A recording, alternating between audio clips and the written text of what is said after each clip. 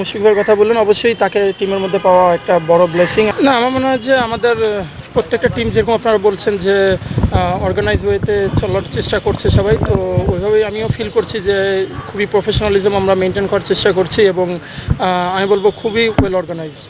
দেখুন, আসলে যখন একটা টুর্নামেন্টে আমরা আসি প্রত্যেকেরই তো একটা লক্ষ্য থাকে বা প্রত্যেকটা টিমেরই একটা লক্ষ্য থাকে যে আমরা কী করতে চাই।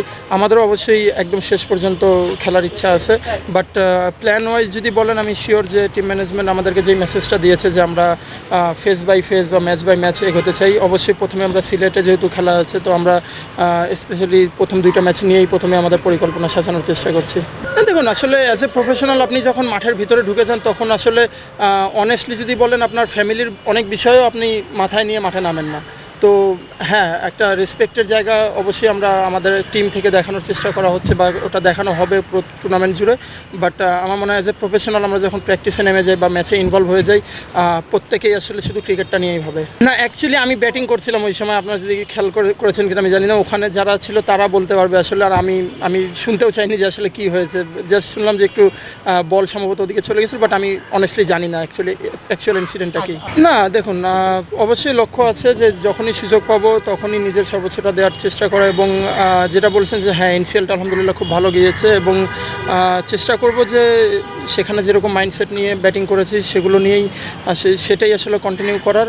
আর যে টিম অ্যাকচুয়ালি যেখানে আমাকে প্রয়োজন ফিল করবে যে আমাকে ওখানে ইউজ করতে চায়, আমি অ্যাকচুয়ালি টিমের ডিমান্ডটাই পূরণ করার চেষ্টা করব। না, দেখুন, এটা আসলে কমপ্লিটলি টিম ম্যানেজমেন্টের ডিসিশন যে কে করবে। বাট আপনি যেটা মুশফিকের কথা বললেন, অবশ্যই তাকে টিমের মধ্যে পাওয়া একটা বড় ব্লেসিং। আমি বলবো যে তার থেকে আসলে অনেক কিছু শেখার আছে এবং আমার মনে হয় যে প্রত্যেকটা প্লেয়ারই তার থেকে নিতে পারে। তো আমরাও চেষ্টা করব যে তার থেকে যতটা সম্ভব নেয়ার।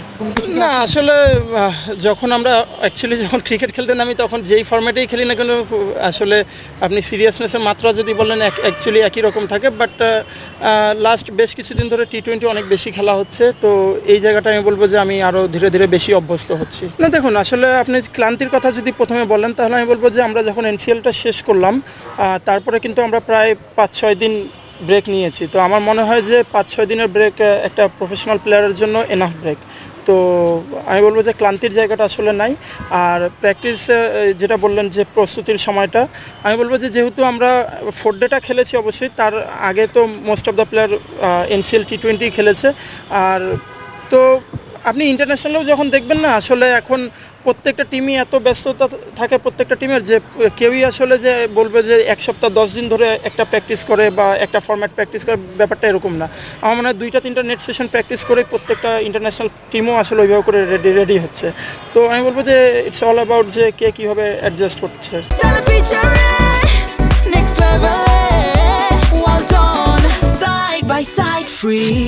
সাকলাইনকে বেসিক্যালি আমি তো 3 বছর ধরে খুব কাছ থেকে দেখছি, যেহেতু 3 বছর ধরে এনসিএল খেলছে বা রংপুর থেকে। তো সবাই আসলে অনেকেই বলাবলি করছে যে ও ডিরেক্ট টেনিস থেকে আসছে। ব্যাপারটা তো আসলে এমন না, ও ক্রিকেট বলের সাথেও প্রায় 5-6 বছর ধরে আছে। তো ও খুবই কুইক ডেভেলপ করছে আমি বলবো। এবং আমার মনে হয় যে যখন 3 বছর আগে ওকে দেখেছি এবং এখন যেটা দেখছি, আমি বলবো যে is a very quick learner actually.